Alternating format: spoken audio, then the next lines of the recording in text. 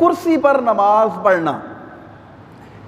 کرسی پر نماز پڑھنے کے حوالے سے بھی بہت سارے لوگ جو ہے آ کر مجھے کہتے ہیں یہ دیکھیں نا جی لوگوں نے کرسیوں پر نماز پڑھ رہے ہیں، پیچھے سے پیدل چل کے آئے ہیں، بالکل صحیح ہیں، باہر 2-2 گھنٹے واک کرتے ہیں اور آ کر بیٹھ کے کرسی پہ نماز پڑھنا شروع کر دیتے ہیں۔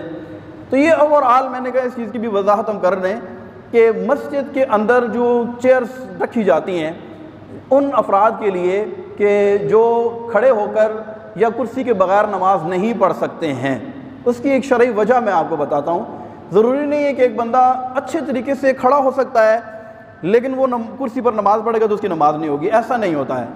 یاد رکھیں کہ جو بندہ زمین پر سجدہ نہیں کر سکتا ہے، زمین پر سجدہ نہیں کر سکتا ہے، اسے تکلیف ہے، سجدے میں جائے گا تو اٹھے گا نہیں، یا اٹھے گا تو گھٹنوں میں یا کسی بھی جسم کے حصے میں شدید اس کو تکلیف ہوگی، تو ایسا بندہ کہ جو زمین پر سجدہ نہ کر سکے تو قیام اس پر سے ساقط ہو جاتا ہے، اگرچہ وہ 1 گھنٹہ بھی کھڑے ہونے کی طاقت رکھتا ہو، یہ ضرور ذہن میں رکھیں۔ تو ایسا بندہ کرسی کے اوپر نماز پڑھ سکتا ہے، اس میں کوئی حرج نہیں ہے۔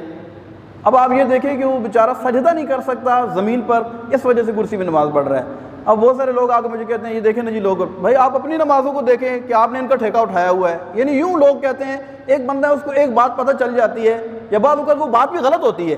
اور وہ آ کر کہتے ہیں امام صاحب اب سارے لوگوں کو یہ بتائیں نا۔ ایک بندہ میرے پاس آیا، ٹائم کم ہے ورنہ میں آپ کو بتاتا تفصیل کے ساتھ، ایک بندہ میرے پاس آیا کہتا ہے کہ امام صاحب آپ مہربانی کریں نا ایک بات سارے لوگوں کو بتائیں اور سختی کے ساتھ اس کے اوپر امپلیمنٹ کروائیں۔ میں نے کہا وہ کیا بات ہے؟ کہنے لگا کہ جب کسی عورت کا جنازہ اٹھتا ہے نا تو کوئی بندہ نامحرم آ کے اس کے کندھا دے دیتا ہے، یہ حرام ہے، آپ لوگوں کو بتائیں۔